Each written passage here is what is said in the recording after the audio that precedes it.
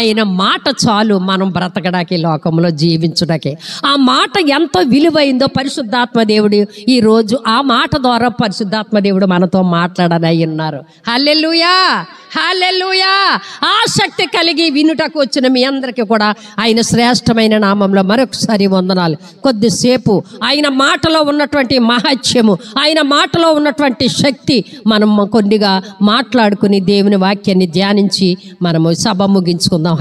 మరి ఆయన మాట ఎంత శక్తి గలదో, ఆయన మాటలో ఎంత మరి శక్తి ఉన్నదో, ఎంత గొప్పదనం ఉన్నదో, ఎంత ఉన్నదో మనము తెలుసుకొని ఈ 4 విషయాలు మాట్లాడుకుని మనం ప్రార్థన చేసుకుని ఈ కుటుంబ ఆశీర్వాద కూట ముగించుకుంటాకి ఇష్టపడుతున్నాను. యేసయ్య మాటలు, ఆయన మాటలో ఉన్న ప్రభావం కోసం మనం మాట్లాడుకుందాం.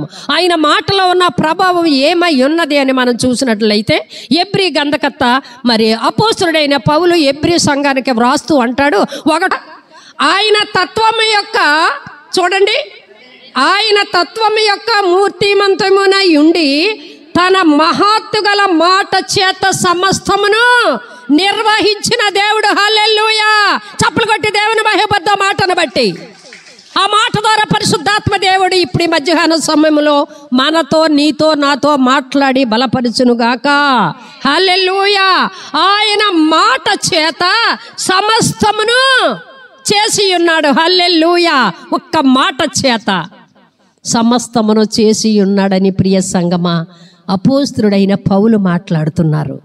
ఆయన ఏమీ చేయలేదట. ఒక్క మాటలోని, ఆయన మాటలో ఎంత శక్తి ఉన్నది అని అంటే సమస్తము ఆయన చేసి ఉన్నారు. గారిలో ఉన్నారంటే తన కింద ఉన్న అసిస్టెంట్లతోటి పని చేయించుకుంటారు, చేస్తారు.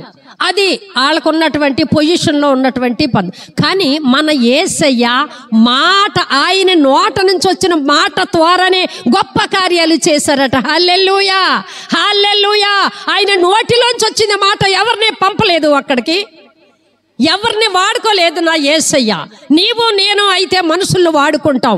జాగ్రత్తగా గమనించండి. ఆయన మాట ద్వారా సమస్తమును చేసి ఉన్నారని ఆ అపోస్తలుగా మరి ఎబ్రీ గంధకర్త అయినటువంటి పౌలు గారు మాట్లాడుతున్నాడు. అదే యెషయా గ్రంథము 55వ అధ్యాయము 10-11 వచనాలు కూడా చూసి సహాయం చేయండి తల్లి. వర్షమును హిమమును ఆకాశము నుండి వచ్చి అక్కడికి ఎలాగు మరలక భూమిని తడిపి విత్తువానికి విత్తనమును భుజించవానికి ఆహారమును కలుగుటకై అది చిగిర్చి వర్ధిల్లునట్లు చేయును, అలాగే నా నోట నుండి వచ్చి వచనము ఉండును. హల్లెలూయా, హల్లెలూయా. వర్షమును హిమమును అంటే మంచును ఆకాశము నుండి వచ్చి, ఆకాశం నుంచి అక్కడికి ఎలాగో మరలక భూమిని తడిపి వ్యవసాయం చేసేవాడికి విత్తనం విత్తిన తరువాత అతనికి ఎలాగైతే వర్షమును ఎండను అన్నీ కలుగు చేస్తుంది, ఎవరిని బట్టి? ఆయన నోటి మాటను బట్టి. హల్లెలూయా, హల్లెలూయా. మరి పాత నిబంధనలో యెషయా గ్రంథకర్త కూడా దేవుని బట్టి మాట్లాడుతున్నారు. ఆయన మాటను బట్టి వర్షము హిమము ఆకాశము నుండి వచ్చి మరల తిరిగి వెళ్ళక భూమి మీద ఉన్న నీకు నాకు విత్తనము వేస్తే పండుటకు గల కారణము ఆయన నోటి మాట. హల్లెలూయా, హల్లెలూయా. ఆయన మాటలో అంత శక్తి ఉంది. పొందుకుంటున్నావా? ఆయన యాజకుల్ని నిలబెట్టి ఆయన నోటి మాట ఆరి నోటిలో పెట్టి మాట్లాడుతూ ఉంటుండగా ఆ మాటలు విన్నా నీకు నాకు విలువ ఉందా తల్లి? ఆయన మాటలు దయగల మాటలు. ఏం మాటలు తల్లి? ఆయన మాటలు. ఆయన నోటి మాట చేత సమస్తము చేసి ఉన్నారు. ఆయన నోటి మాట చేత ఆజ్ఞాపించగా ఆకాశము నుండి మరి హిమమును మంచును వర్షమును కురిపించి ఏమీ చేయలేదు. ఆయన మాటే ప్రార్థించగా ఆకాశము తెరవబడి మరి రైతులకు వర్షమును కురిపించుచున్నది. హల్లెలూయా. ఆయన మాటలో అంత శక్తి ఉన్నది. ఎంత శక్తి ఉన్నదనేది ఇంకొక మాటలో మనం చూద్దాం. లూకా సువార్త 4వ అధ్యాయము 22 చూడండి తల్లి. ఆయన నోట నుండి వచ్చిన దయగల మాటలకు వారు ఆశ్చర్యపడిరి. హల్లెలూయా, హల్లెలూయా. చదవండి. అప్పుడు అందరూ ఆయనను గూర్చి సాక్ష్యం ఇచ్చుచు ఆయన నోట నుండి వచ్చిన దయగల మాటలకు ఆశ్చర్యపడి ఈయన యోసేపు కుమారుడు కాడా అని చెప్పుకొనుచుండగా ఆయన వారిని చూచి, వైద్యుడా, నిన్ను నీవే స్వస్థపరచుకొనుము అని సామెత చెప్పి, ఆయన మాట ఏమాట తల్లి? దయగల మాటలు. ఆయన దయ చూపించే మాటలు. దయగల వారికి దయ చూపిస్తాడు నా యేసయ్య. అడిగిన వారికి అక్కర తీర్చే దేవుడు. ఆయన మాటలకు ఆశ్చర్యపోయి అక్కడున్న వారందరూ, ఇతను యోసేపు కుమారుడు కాదా? చూసారా ఆయన మాటలో ఉన్నటువంటిది? దయ కలిగి కన్నీరు విడిచి నువ్వేది అడిగినా దేవుడు ఇచ్చే దేవుడు. హల్లెలూయా.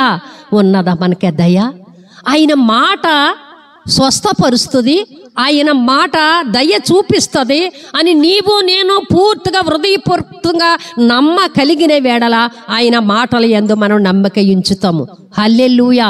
ఆయన దయగల మాటలు విని అక్కడ ఉన్నటువంటి వారందరూ కూడా ఆశ్చర్యపోయారట. యోహాను సువార్త 8వ అధ్యాయం 11వ వచనం కూడా చూడు తల్లి. ఆయన దయగల మాట ఏమి చేసిందో అక్కడ కార్యము. ఆమె లేదు ప్రభువా అనెను. అందుకు యేసు, నేను నీకు శిక్ష విధింపను, నీవు వెళ్ళి ఇక పాపము చేయకుమని ఆమెతో చెప్పాను. చాలు తల్లి. పాపము చేత పట్టబడినటువంటి స్త్రీని అక్కడికి తీసుకుని వచ్చారు. ఏం చేస్తాడో చూద్దామని అన్నారు. మోషే ధర్మశాస్త్ర ప్రకారముగా అక్కడ రాళ్లతో కొట్టి చంపాలి. మన యేసయ్య చంపుటకు రాలేదు నా ప్రియ సంగమా. చనిపోయిన వారిని లేవనెత్తుటకు వచ్చారు మన యేసయ్య. చచ్చిన స్థితిలో ఉన్న నిన్ను నన్ను లేవనెత్తి ఆరోగ్యం ఆయుష్కాలం ఇచ్చి నిలబెట్టి ఆయన స్వాస్యముగా వాడుకొనుటకు వచ్చారు. కానీ అక్కడ పొంచి ఉన్నవారు అంతే. ఈమె పాపము చేత పట్టబడి ఉన్నది కనుక ఏమి చేస్తాడో చూద్దాము అని కని పెట్టుకుని దేవుని మీద నింద మోపుటకు చూస్తూ ఉన్నప్పుడు అక్కడ ఆయన అంటారు, అమ్మా. చూసారా ఆయన ఎక్కడ సంబోధించిన సంబోధన ఏంటి తల్లి? అమ్మా అని పిలిచి ఆ కరుణా సంపన్నుడు, నేనును నీకు శిక్ష విధించను. హల్లెలూయా, హల్లెలూయా. ఎవరైనా ఒక వారం ప్రార్థనకు రాలేదు అని అనుకుందాం, మనమే తీర్పు తీర్చేస్తాం, మనమే డిక్లేర్ చేసేస్తాం. ఎప్పుడో పడిపోయిందండి, ఇంకెలాగొస్తుందండి ప్రార్థనకి?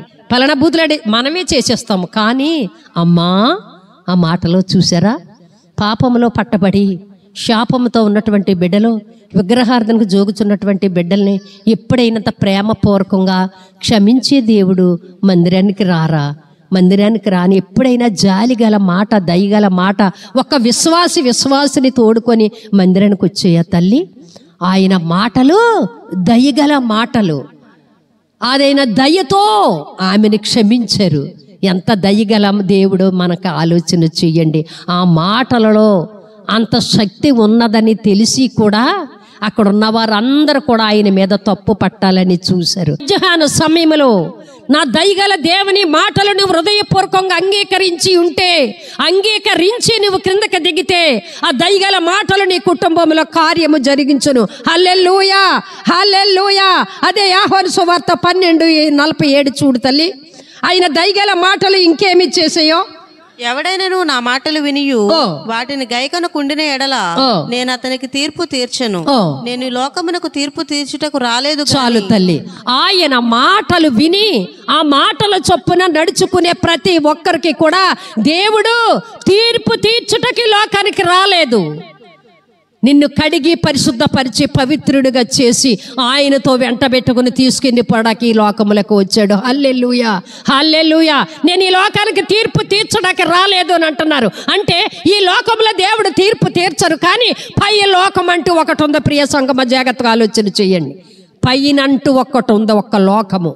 మనకి లోకం విడిచిన తర్వాత మనకి రెండవ లోకము పైన ఉంది. అక్కడ తీరుస్తారు తీర్పు. అర్థమవుతున్నవాడు చప్పలు కొట్టి దేవుని మహిమపడదామా? ఈ లోకానికి దేవుడు తీర్పు తీర్చుటకు రాలేదని ఆయన స్వయంగా మరి యోహాను సువార్తలో మాట్లాడుతున్నారు. కానీ పైన ఒక తీర్పు ఉంది. నువ్వు మాట్లాడే ప్రతి మాటకి, నువ్వు నడిచే ప్రతి నడతకి, నువ్వు పెట్టే ప్రతి కలహాలకి, నీ కలహాల వల్ల ఎంతమంది కుటుంబాలు విడిపోయాయో, నీ యొక్క మరి నోటి మాటను బట్టి ఎంతమంది విచ్ఛిన్నమైపోయారు. ఈ అంటిలకి కూడా ఈ లోకంలో తీర్పు తీర్చడానికి రాలేదట దేవుడు. దానికి పై లోకంలో తీర్పు తీరుస్తాడట. ఎంత జాగ్రత్తగా మనం మాట్లాడాలో చూసారా తల్లి. ఆయన దయగల మాటలు తీర్పు తీర్చుటకు రాలేదు, అమ్మాని కనికరము కలిగి దయ కలిగి శాపంలో పాపంలో వ్యభిచారంలో పట్టబడినటువంటి స్త్రీతో మాట్లాడి ఆ దయగల మాటల కుటుంబాల్ని ఆదరించినట్లుగా వాదార్పు కలిగినటువంటి మాటలుగా మరి తీసుకున్నారు. ఈరోజు ఎన్నటువంటి మనము కూడా ఆయన దయగల మాటలు విని మన కుటుంబాల్ని చక్కదిద్దుకుని ఆయన రాకడకి సిద్ధపడి ఉండాలని ప్రభు పేరట మీకు మనం చేస్తున్నాను. హల్లెలూయా. ఒకటి దయగల మాటలైతే, రెండు స్వస్థపరచు మాటలు. ఆయన మాటల్లో స్వస్థత ఉంది. హల్లెలూయా. సువార్త 8:17 చూడండి తల్లి. ఆయన మాటలు స్వస్థపరుస్తాయి.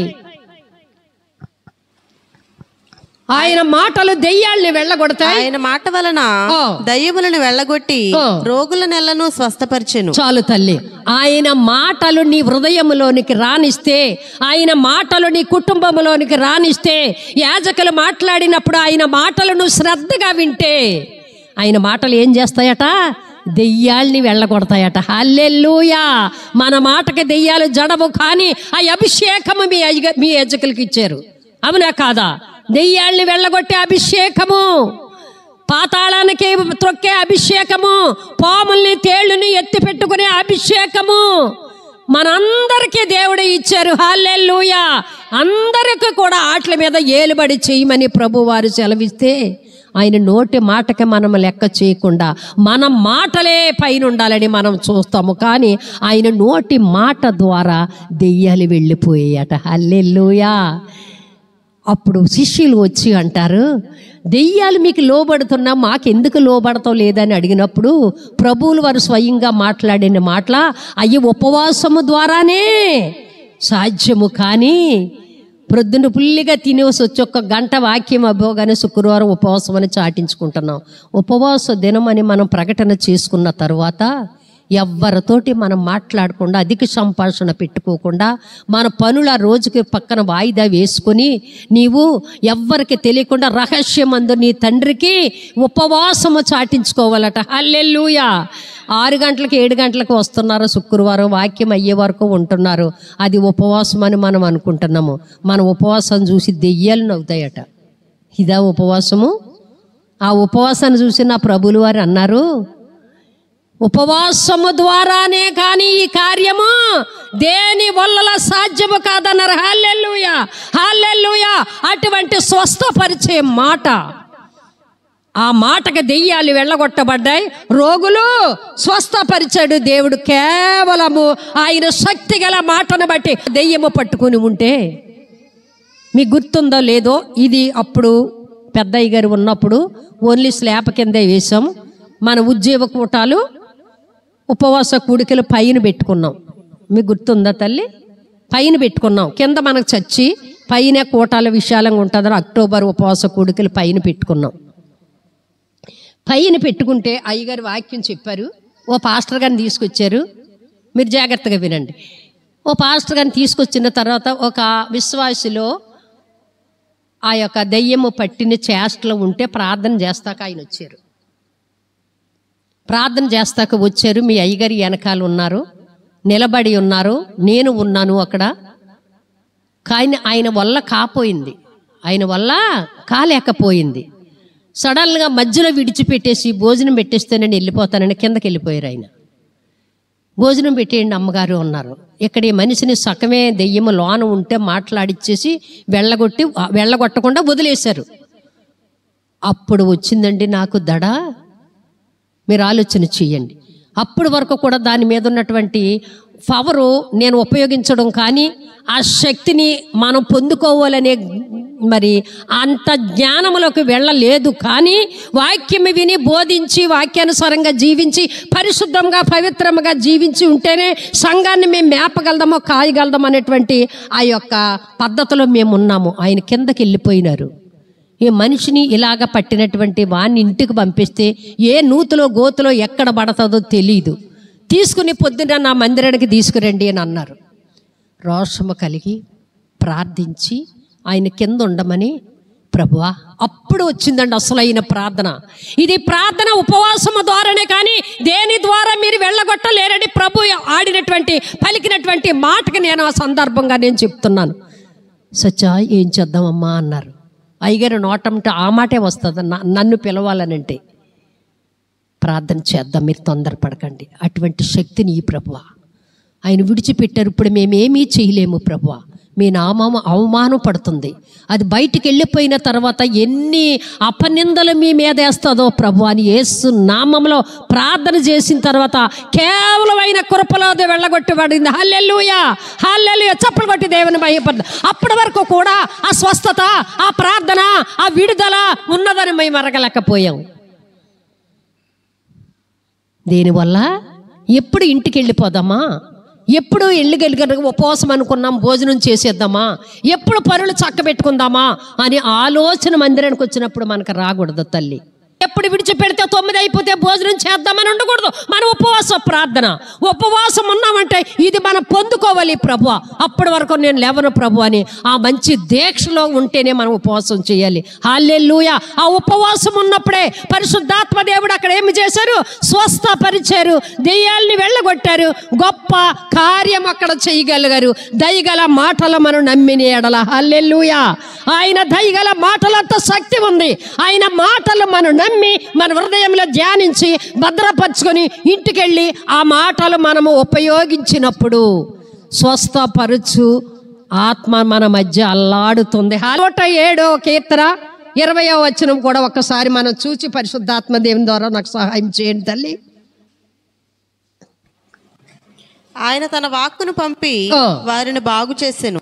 ఆయన వారు పడిన గుంటలో నుండి వారిని విడిపించెను. చాలు తల్లి. పరిశుద్ధాత్మ దేవుడి యొక్క కార్యము చెయ్యాలంటే నేను మీకు ముందుగా చెప్పాను కదా, ఉద్యోగస్తులు కింద ఉన్నటువంటి అసిస్టెంట్ల ద్వారా పని చేయించుకుంటారు. కానీ నా యేసయ్య ఒక శతాధిపతి యొక్క దాసునికి బాగోలేదని తెలిసినప్పుడు ఆయన మాట ద్వారా అక్కడ స్వస్థపరచబడ్డాడు.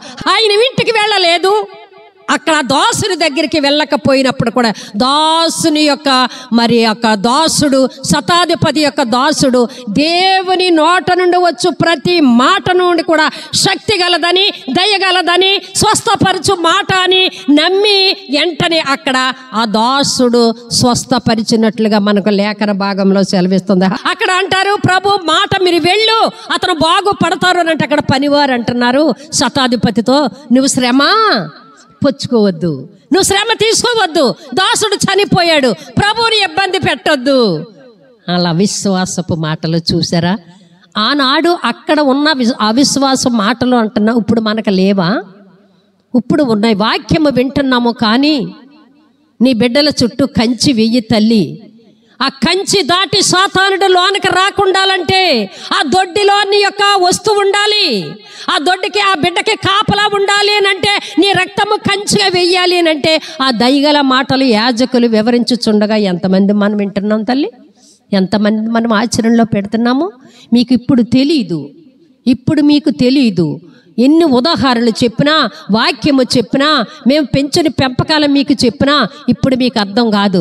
ఇప్పుడు తీర్పు తీర్చుటకు నేను రాలేదు, ఒకప్పుడు తీర్పు తీర్చే సమయం అక్కడ ఉందంటున్నారు చూసారా? అక్కడ తెలుస్తుంది మనకి ఇచ్చినటువంటి బహుమానాలకి. ప్రార్థన చేసి విడిచిపెట్టడమే మనము. ప్రార్థన చేసి విడిచిపెట్టి దేవుని చేతులకు అప్పగించి మన పనులు మనం చూసుకుంటే దేవుని కార్యము దేవుడు చేస్తాడు. శారీరకంగా, మానసికంగా, ఆత్మికంగా ఆయన మాట మనం వింటే మనల్ని బాగుపరుస్తుంది. హల్లెలూయా, హల్లెలూయా. మన శారీరకంగా బాగోలేమా? ఆత్మస్థితిలో బాగోలేమా? బాగోలేనటువంటి మనము ఆయన మాటలో స్వస్థత ఉంది, ఆయన మాటలో విడుదల ఉంది, ఆయన మాటలకి దెయ్యాలు వెళ్ళిపోయాయి, ఆయన మాటలకి చనిపోయిన వారు బ్రతికారు. ఆయన మాటకి మనం విలువిస్తే, ఆయన మాటను మనం హృదయపూర్వకంగా మనం అంగీకరిస్తే ఆ మాటలు మనలో పనిచేస్తాయట. హల్లెలూయా. ఆయన మాట స్వస్థపరచు మాట, ఆయన మాట దయ్యాల్ని వెళ్ళగొట్టే మాట. ఆ దయ్యాల్ని వెళ్ళగొట్టే వాళ్ళంటే ఆ స్వస్థత పరచబడాలేనంటే, మన ప్రార్థన చేసినప్పుడు ఆ కార్యాలు మన ఎడల జరగాలేనంటే ఉపవాస ప్రార్థనతోటే సాధ్యము. హల్లెలూయా, హల్లెలూయా. 1 దయగల మాటలు, 2 స్వస్థపరచు మాటలు, 3 ఆయన మాటలు జీవింపజేసే మాటలు. సువార్త 4:4 ఒక్కసారి చదవండి తల్లి.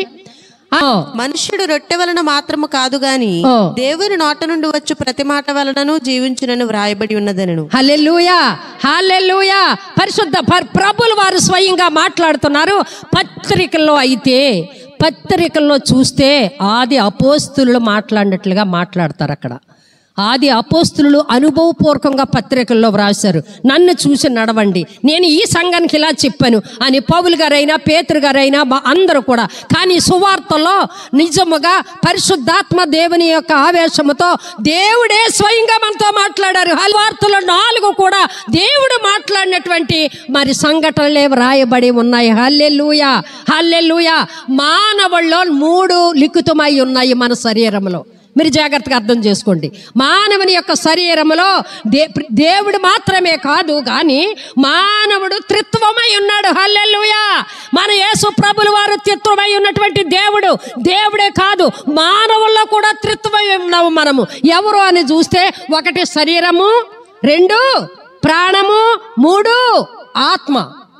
తండ్రి, కుమార, పరిశుద్ధాత్మ దేవుడు ఒక్కటైన దేవుడు త్రిత్వమై ఎలాగున్నారో మానవుని యొక్క శరీరము కూడా, శరీరము, ప్రాణము, ఆత్మ త్రిత్వమై ఉన్నాయి. హల్లెలూయా, హల్లెలూయా. శరీరాన్ని లోకంలో కష్టపడి మంచి మంచి భోజనాలతో మనం పోషించుకుంటాం. మంచిగా రక్తము వస్తుంది. ఆ రక్తము వచ్చిన మనల్ని జీవింప చేస్తాయి. కానీ ఆత్మ ఉంది కదా, ఆ ఆత్మ నిత్యము జీవింప చేయాలి. హల్లెలూయా.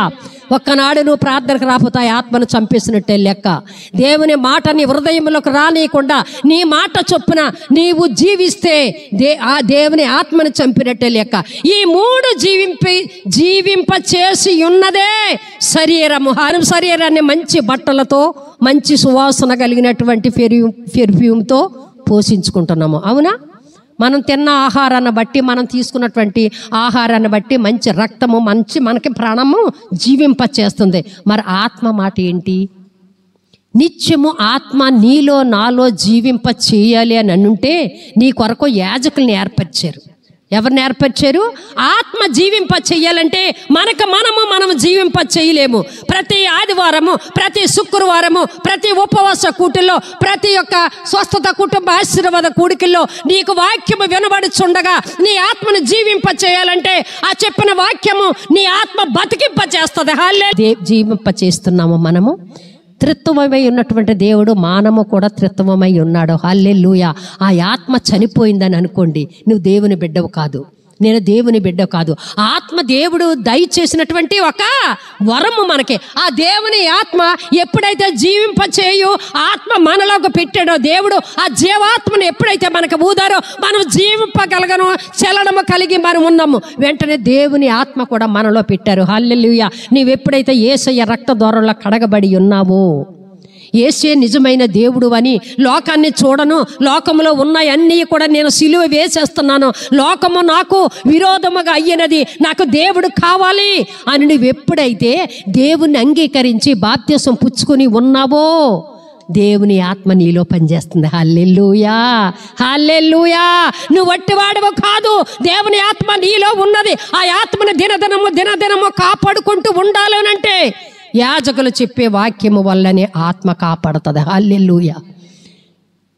రాత్రికాలము భోజనం చేసాం, దగ్గర 1 గంట అవుతుంది. ఇప్పుడు వరకు మనం తినలేదంటే మన ప్రాణం ఏమవుతుంది తల్లి? శరీరము షేక్ వస్తుంది. అవునా? దడొస్తుంది, కళ్ళు తిరుగుతాయి, సరైన వాటర్ లేకపోతే మనము నిలబడి ఉండలేము. కానీ ఈ శరీరాన్ని ఇంత పోషించుకుంటాక టైం టు టైం మెయింటైన్ చేస్తున్నాం. అవునా కదా? టైం టు టైం తినేస్తాం, 7 గంటల కాఫీ తాగేస్తాం, ఈ అన్ని కార్యక్రమాలు మనం చేస్తాము. మరి ఇన్ని శరీరాన్ని, ప్రాణాన్ని నువ్వు కాపాడుకోవడానికి ఎంత ప్రయత్నాలు చేస్తే దేవుని ఆత్మ పెట్టాడు కదా నీలో, రక్షింపబడిన కాడ నుంచి ఆ ఆత్మకి వారానికి ఎన్నిసార్లు నువ్వు భోజనం పెడుతున్నావు? దినదినము కూడా మనం ప్రార్థన చేసుకోవాలి. దినదినము క్షణక్షణము స్వపరీక్ష చేసుకుంటూ ఉన్నప్పుడే ఆ దేవుడు పెట్టిన ఆత్మ జీవించగలుగుతుంది. ఆయన నోటి మాటలు మనల్ని జీవింపచేస్తాయి. ఆయన మాటకు మనము లోబడాలి. ఆయన మాటలు మనం వినాలి.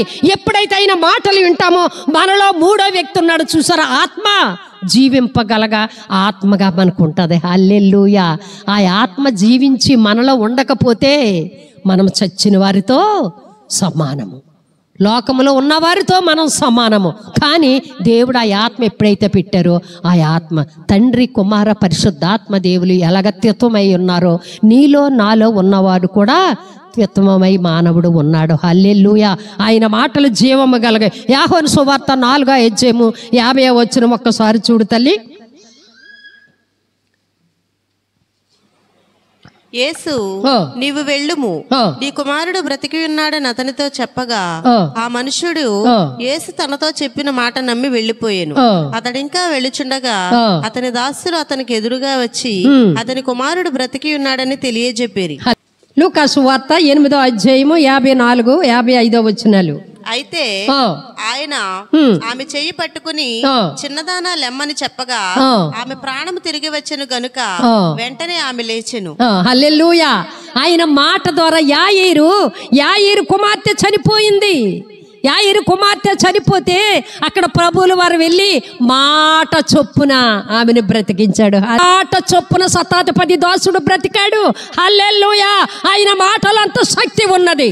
నీవు నేను శక్తిని నమ్మడం లేదు. ఇప్పుడు ఏది నమ్ముతున్నాము అంటే జ్వరం వస్తే రకరకాలు నమ్ముతున్నాం. తల్లి, నీకు చేతులు జోడించి మరీ చెప్తున్నాను, సాధ్యమైతే నువ్వు ప్రార్థన చెయ్యి. నీకు వచ్చిన బాధను బట్టి, కష్టాన్ని బట్టి, నష్టాన్ని బట్టి లేదు కాదు, యాజకుల మీద ఆధారపడు. నీ ప్రార్థన చేయి, నీ వల్ల కార్యాలు జరుగుతాయి. జరగలేదా మన అంగంలో, మన యొక్క బైబిల్ గ్రంథంలో నీ నోటి మాటను బట్టే అన్ని కార్యాలు జరుగుతాయి. నీ వల్ల కాలేదనుకో, నీ మీద అధిపతిగా ఉన్న యాజకుని మీద ఆధారపడు, యాజకురాలి మీద ఆధారపడు. నీ కొరకు నీ పక్షముగా కన్నీరు కారుస్తకి నీకు యాజకుడు అంటూ దేవుడు ఇచ్చారు. అంతే తప్ప దయచేసి మీరు వాటికి జోలికి వెళ్ళొద్దని ప్రభు పేరట మనం చేస్తున్నాను. నా యేసయ్య మాట కంటే ఆ తాయిత్తు ఎంత మాత్రము గొప్పది కాదు. నా యేసయ్య మాట కంటే ఆ కట్టించుకున్న వారు కూడా అది ఎక్కడికి వెళుతుందో కట్టించుకున్న వాళ్ళు కూడా అక్కడికే వెళతారు మరి అని దేవుడు లేఖనము సెలవిస్తుంది. ప్రభు వచ్చే ముందు ఈ లోక దేవతలన్నీ కూడా ఆయన ముందు ఏమవుతాయి? మరి సాగిలి పడి గిడగలలాడతాయి కదా. మరి ఆడి దగ్గరికి ఎందుకు వెళ్తున్నావు నువ్వు? అంటే దేవుని మాటలో శక్తి ఉన్నదని నువ్వు నమ్మడం లేదు. యాజకుల మాటలో శక్తి ఉన్నదని నువ్వు నమ్మడం లేదు కనుక నువ్వు వాళ్ళని ఆశ్రయించడం.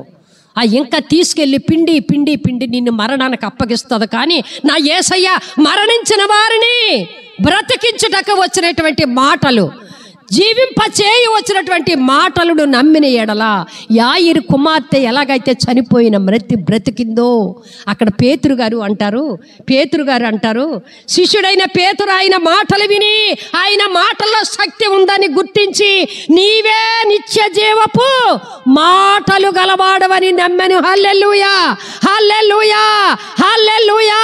పేతురు నమ్మాడట. నీవు నిత్య జీవపు మాటలు గలవాడవని నమ్మి అప్పటి నుంచి ప్రభువుని వెంబడించి అత సాక్షి అవడానికి కూడా వెనుతిరగలేదు అపోస్తుడైనటువంటి పేతురు. హల్లెలూయా.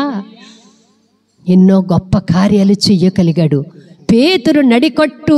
కట్టుకుని ఆ నడికట్టు టచ్ అవిన వాళ్ళు బ్రతికారు తల్లి. ఆయన నీడబడి వస్త్రాల్లో ముట్టుకున్నవారు నీడబడితే చాలు స్వస్థత పొందుకున్నారు. ఆయన మాట ద్వారా అనేక మందిని లేపారు. ఆయన మాట ద్వారా చనిపోయినటువంటి మరి ఆమెను తబితను లేపినటువంటి గొప్ప దేవుడు. ఆయన మాటల్లో జీవముందని పేతురు నమ్మడట. హల్లెలూయా. ఈ మధ్యకాల సమయంలో నీవు నేను నమ్ముచున్నామా?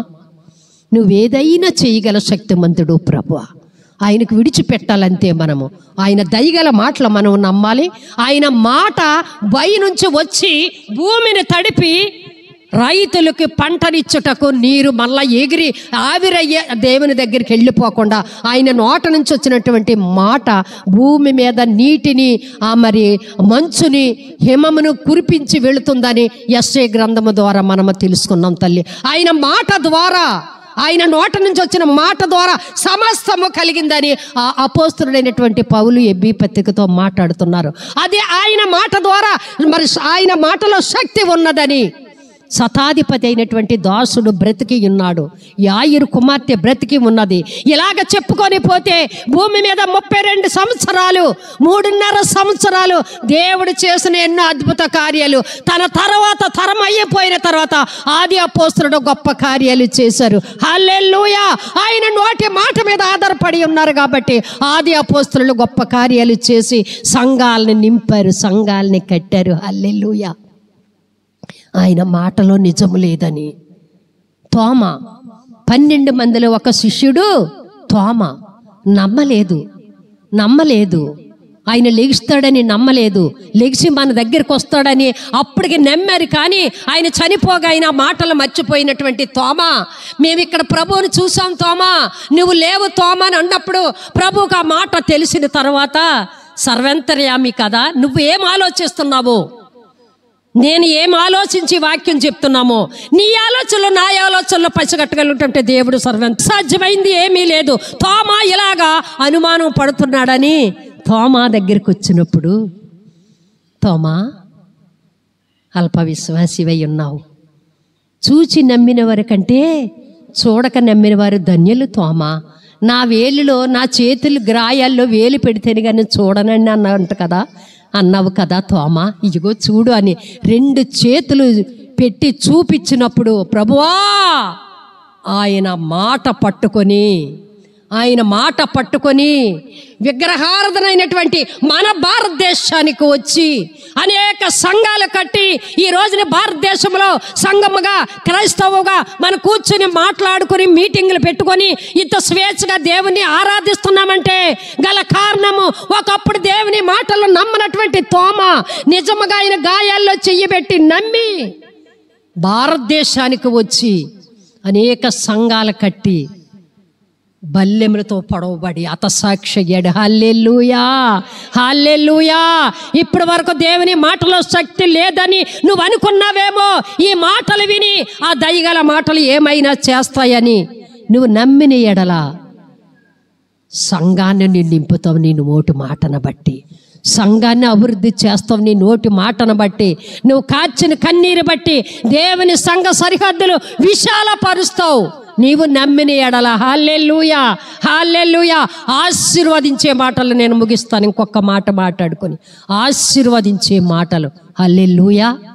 దేవుని మాటలో స్వస్థత, దేవుని మాటలో దయ, దేవుని మాటలు జీవింపజేస్తాయి. 5వగా దేవుని మాట ఆశీర్వదించబడుతుంది. హల్లెలూయా.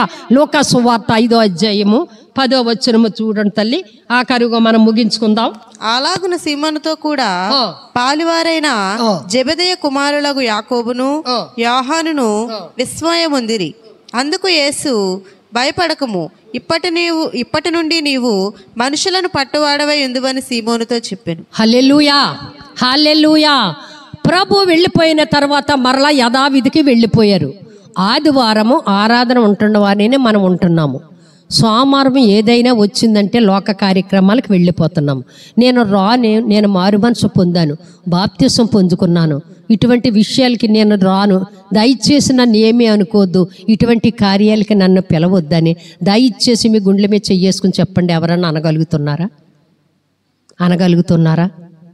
రాపోతే ఏం చేస్తుందో, అప్పుడు ఏమనుకుంటుందో, ఏమి అనుకుంటుందో, ఆమె ఏదో అనుకుంటుందని దేవుని మాటలు పక్కన పెట్టావు. దేవుని నమ్ముతున్నావు కానీ మెట్లు దిగ్గానే నువ్వు ప్రక్కన పెట్టేసావు. ఏదో అనుకుంటుందేమో రాకపోతే అని ప్రజల కోసము జీవిస్తున్నాము. కానీ మన ఆత్మను మనము చంపుకుంటున్నాము, మన ఆత్మను మనము కృంగ తీసుకుంటున్నామని ఏనాడు కూడా మీరు ఆత్మతో ఆలోచించి చూడటం లేదు. హల్లెలూయా. మనం ప్రత్యేకింపబడిన వారము తల్లి. ఎవరు మనము? ప్రత్యేకింపబడిన. ఎప్పుడైతే మనము దేవునిలో బాప్తిసం పుచ్చుకుని ఆయన నిజమైన దేవుడు, లోక రక్షకుడు, ఆయన నా కొరకు ప్రాణం పెట్టారని నువ్వు నమ్మి బాప్తిసం పుచ్చుకున్నావో అప్పటి నుంచి కూడా నువ్వు లోకానికి వేరవ్వాలి. నువ్వు ప్రజల మధ్యకి మరి వేరవ్వాలి. కుటుంబాలకి వేరే నువ్వు జీవించాలి. అలాగనంటే కుటుంబాలు అమ్మగారు మరి మన కార్యానికి వస్తారు. ఎందుకు రారు? నువ్వు వెళ్తున్నావు కదా. కానీ అక్కడ విగ్రహార్పితమైనటువంటిది అర్పించినప్పుడు నువ్వు పాలు పంపులు పొందకూడదు. నువ్వు ప్రత్యేకింపబడిన దానవు. నీ మీద యేసు రక్తము ఉన్నది. నీకు ఇరుపక్కల యేసు మరి రక్షణగా, నీ కవచముగా ఆయన దేవదూతలు నీ కాపు ఉంచారు. నీవెప్పుడైతే రక్షింపబడ్డావో నీకు దేవదూతలు కాపు ఉంచారు. కానీ వాటిని పక్కన దోసేసి లోకం ఏమనుకుంటుందో, ఇరుగు పొరుగు వారు ఏమనుకుంటున్నావని లోకముతో సాంగత్యము చేసి నీ ఆత్మని చంపివేసుకుంటున్నావు. ఆ పరిస్థితుల్లో ఉన్నావేమని ఒక్కసారి ఆలోచించుకో. కార్యాలకి వెళ్ళొద్దని పరిశుద్ధాత్మ మన దేవుడు అంటం లేదు. పెండ్లకి వెళ్ళొద్దని మనం అంటం లేదు. ఏ కార్యాలకి వెళ్ళొద్దని, వెళ్ళే కార్యాలు ఉన్నాయి. క్రైస్తవులు ప్రత్యేకింపబడినటువంటి కార్యాలంటూ మనకు కొన్ని ఉన్నాయి. ప్రార్థన ద్వారా ప్రారంభించిన ప్రతి దానికి క్రైస్తవుడు వెళ్ళవలసిందే. అక్కడ వేరే జరుగుతుంది. మీరు ఆలోచించారా? విగ్రహారాధన జరుగుతుంది అక్కడ. వాటిలో మన పాలు పంపులు పొందకూడదు. పేతురు తన స్వశక్తి మీద, తన తెలివితేటల మీద, ఆ యొక్క సముద్రం మీద తనకున్నటువంటి సామర్థ్యం మీద అలవాటు పడి యథావిధిగా రాత్రంతా వెళ్ళాడు. తల్లి దేవుని మాట లెక్క చేయలేదు, దేవుని మాట పట్టించుకోలేదు. రాత్రులే చేపలు పడతాయి కదా, రాత్రులే నేను మరి వెళ్ళి సముద్రంలో చేపలు పట్టి తెచ్చుకుంటాననే వృత్తికి వెళ్ళిపోయాడు. వెళ్ళిపోయిన తర్వాత రాత్రంతా కష్టపడ్డాడు తన స్వశక్తి మీద, తన సొంత మాటల మీద. కానీ ప్రయోజనం ఏమీ లేదు. ఉన్నది అక్కడ? ఏమీ లేదు. నీ సొంత మాటలతో నువ్వు దెయ్యాల్ని వెళ్ళగొట్టలేవు.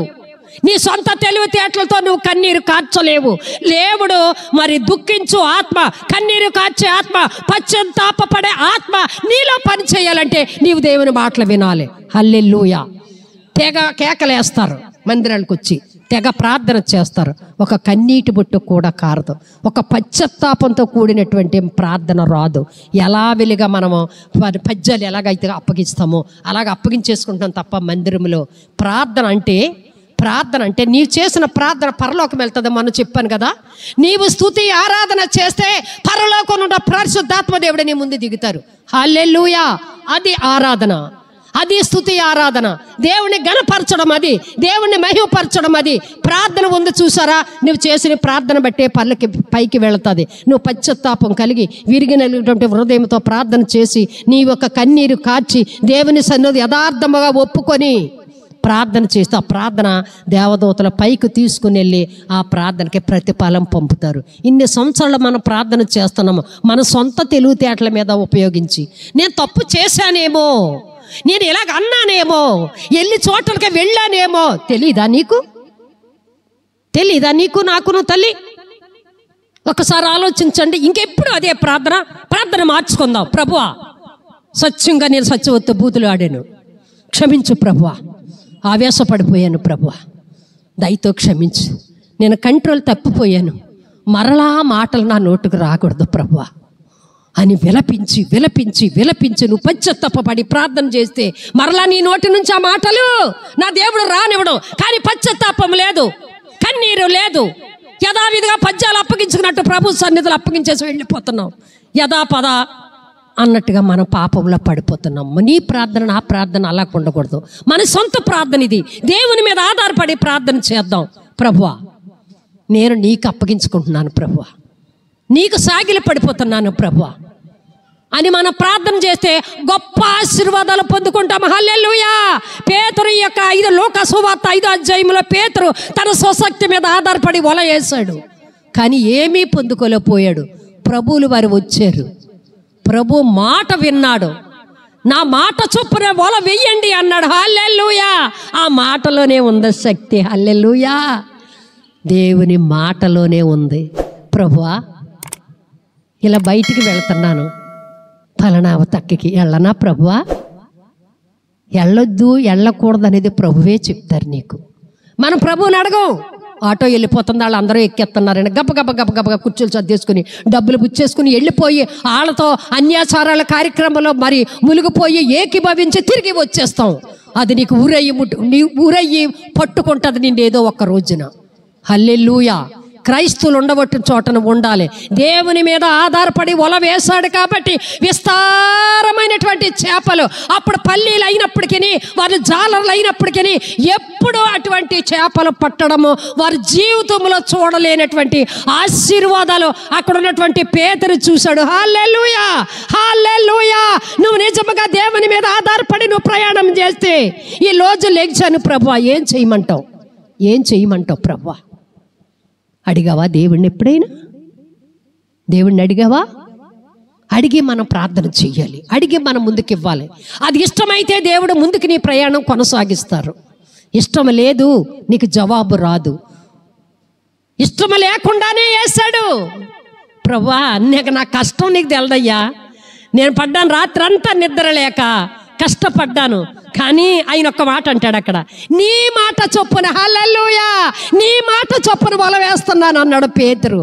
వేశాడు. ప్రక్కన ఉన్న వాళ్ళందరూ కూడా సాయం చేస్తేనే కానీ ఆ చేపల వలల లాగలేకపోయారు. హల్లెలూయా. అది ఆశీర్వాదము, అది ఆశీర్వాదము. ఆ ఆశీర్వాదము మనకి కావాలి అని అంటే ఆయన మాటకు మనము లోబడాలి. ఆయన ఆశీర్వాదం మన కుటుంబంలో ఉండాలంటే ఆయన చెప్పినట్టు మనం చెయ్యాలి. హల్లెలూయా, హల్లెలూయా. దేవుని నుండి వచ్చు ప్రతి మాట మనుషుల్ని జీవింపచేస్తుంది. హల్లెలూయా. అది దేవుని నుండి వచ్చి నోట నుండి వచ్చిన మాట అయితేనే, మనుషుల మాట నుండి కాదు. అది దేవుని నుండి వచ్చినటువంటి ప్రత్యేకమైన మాట అయితేనే మనల్ని జీవింపచేస్తుంది, మనల్ని ఆదరిస్తుంది, మనల్ని తప్పిస్తుంది, మనల్ని స్వస్థపరుస్తుంది. దయగల మాటలు, మనల్ని ఆదరించే మాటలు మనల్ని జీవితంలో స్వస్థత, విడుదల, ఆశీర్వాదం ఇస్తుంది. హల్లెలూయా. ఉన్నాయా దేవుని మాటలు? దేవుని మాట చొప్పునే మనం చేస్తున్నామా? నలుగురు ఏమనుకుంటారో అనే మనం చేస్తున్నాం. ఒక్కసారి ఆలోచించండి తల్లి. ప్రత్యేకింపబడినటువంటి జీవితం క్రైస్తవులకు కావాలి. ఆ ప్రత్యేకమైన జీవితమే చూస్తాడు ఈ మధ్యాహ్న సమయంలో నిన్ను. అటువంటి ఆశీర్వాదము మన కుటుంబాలకి, మన సంఘాలకి, ఆయన మాట విని ఆయన మాటకి లోబడే బిడ్డలో కావాలని మధ్యాహ్న సమయంలో దేవుడు ఎదురు చూస్తాడు. ఆ మాటలు వినే గుంపులో నీవు ఉన్నావా? ఆ మాటలకి విని ఆ మాట ప్రకారంగా చేస్తాననే సమాజంలో నీవు ఉన్నావా? ఒక్కసారి ఆలోచించుకో, ఒక్కసారి ఆలోచించు తల్లి. ఆ దయగల మాటలు, ఆ స్వస్థపరిచే మాటలు, మనిషిని జీవింపచేసే మాటలు, ఆశీర్వదించే మాటలు నాకు కావాలి ప్రభువా అని ఏకీభవించి ఎవరైతే ప్రార్థన చేస్తారో అటువంటి కృప పరిశుద్ధాత్మ దేవుడి మధ్యాహ్న సమయంలో మనందరికీ దయచేయును గాక. మోకరించి ప్రార్థన చేసుకుందాం.